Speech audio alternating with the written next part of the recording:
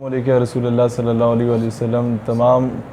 نوجوانوں، میرے بھائیوں اور بہنوں، السلام علیکم ورحمۃ اللہ۔ جو پیغام ہم لے کے تمام کالجز اور یونیورسٹیز میں چلے تھے کہ مغرب جو آپ کو تقسیم کر رہا ہے، جو آپ کو ڈیوائیڈ اینڈ رول کی پالیسی پر آپ لوگوں کو شکست دینے کی کوشش کر رہا ہے، تو اس کا وہ 1 پوائنٹ ایجنڈا ہے، وہ فاقہ کش کے موت سے ڈرتا نہیں ذرا،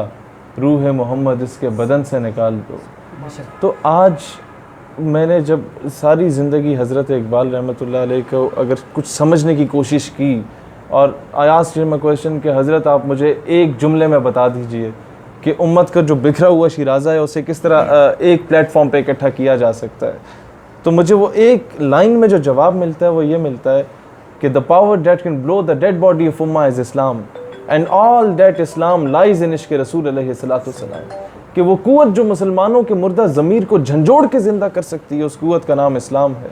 اور سارے کا سارا اسلام اگر کچھ ہے تو فقط عشق رسول علیہ الصلوۃ والسلام ہے۔ ہم سے ابھی آپ بہتر جانتے ہیں کہ ہمارے پاس تمام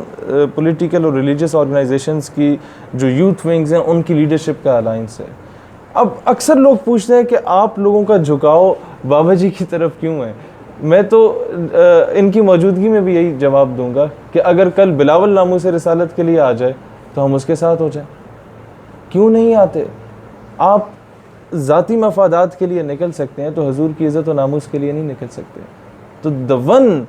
who stands for ناموس رسالت، the one who take any sort of initiative for ختم نبوت صلی اللہ علیہ وآلہ وسلم،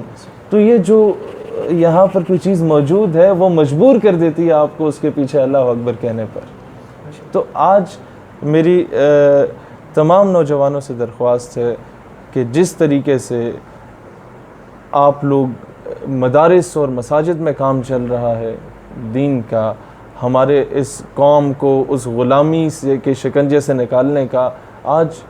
اتنی ہی بلکہ اس سے زیادہ ضرورت ہے تعلیمی اداروں میں، کالجز اور یونیورسٹیز میں جا کے اسلام اور پاکستان کا پیغام دینا اور نظریہ پاکستان کا دفاع کرنا۔ یہ پروفیسر ہود بائے ٹائپ کے یا جتنے عاصمہ جہانگیر کی ناجائز اولادیں، ایسے لوگوں کا کاؤنٹر نیریٹو ہم لوگوں نے دینا ہے، اور اسی وجہ سے ہم یہاں ان سے دعا لینے آئے ہیں کہ جو کام آپ کر رہے ہیں اللہ تعالیٰ وہ جرت، ہمت، استقامت ہم لوگوں کو بھی عطا کرے کہ 150 پونے 200 دن جیل میں رہنے کے بعد بھی وہی تر و تازہ چہرہ، وہی جذبہ، وہی حوصلہ بلند،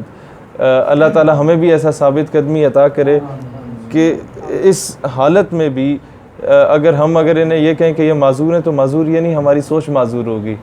اللہ تعالیٰ نے ان سے جو کام لیا ہے کہ ایک بہت سمپل سی بات ہے کہ آپ ان کے حق پہ ہونا یا حق پہ نہ ہونے کو اگر آپ دیکھیں، ایک جملے میں ڈیفائن کرنا چاہوں تو وہ یہ ہوگا کہ جب یہ گرفتار ہوئے تو گریٹ ولڈرز نے جشن منایا تھا اور کہا تھا کہ I would like to appreciate the government of Pakistan, کہ میں انہیں شاباشی دینا چاہتا ہوں کہ آپ نے ایسے شخص کو گرفتار کیا۔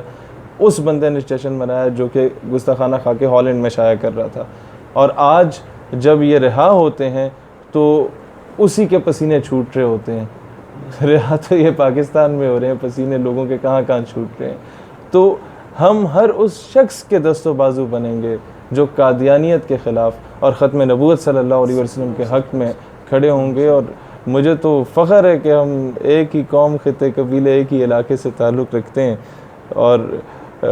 بابا جی سے بھی کہیں گے کہ آپ ہمارے لیے دعا کریں، اور کوئی نوجوانوں کو حضرت اقبال کی روشنی میں، کوئی ایک شعر کی روشنی میں اگر کہنا چاہیں تو آپ۔ اللہ تعالیٰ آپ کے حوصلوں کو مزید بلند فرمائے، آمین۔ اور آپ جو مشن جاری رکھے ہوئے ہیں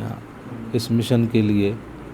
سارے نوجوان آپ کے ساتھ کھڑے ہو جائیں، اور پاکستان کا مستقبل انشاءاللہ پہلے بھی روشن ہے، مزید روشن ہو جائے گا۔ اور آپ نے جو بات کی ہے وہی اقبال نے کہا، زاں کے ملت را حیات از عشق اوست اور برگو ساز کائنات از عشق اوست۔ اقبال کہتا ہے امت مسلمہ اگر دوبارہ اپنا وقار بحال کرنا چاہتی ہے تو اس کا ایک ہی ذریعہ ہے کہ وہ اپنے دلوں کے اندر عشق رسول پیدا کرے۔ ہاں جی، بس یہی پیغام ہے اقبال کا، اور اقبال کے شاہین، جو اقبال شاہین تلاش کرتا وہ آپ نوجوان ہی ہیں، اور انشاءاللہ آپ کھڑے ہو جائیں، پوری دنیا میں پاکستان کا نام بھی بلند ہوگا اور دنیا دیکھے گی کہ وہ حضور کا غلام آ رہا ہے۔ واہ واہ، اللہ آپ کو آباد رکھے، اللہ آپ کا سایہ ہم پہ آباد رکھے، پاکستان ہمیشہ زندہ باد۔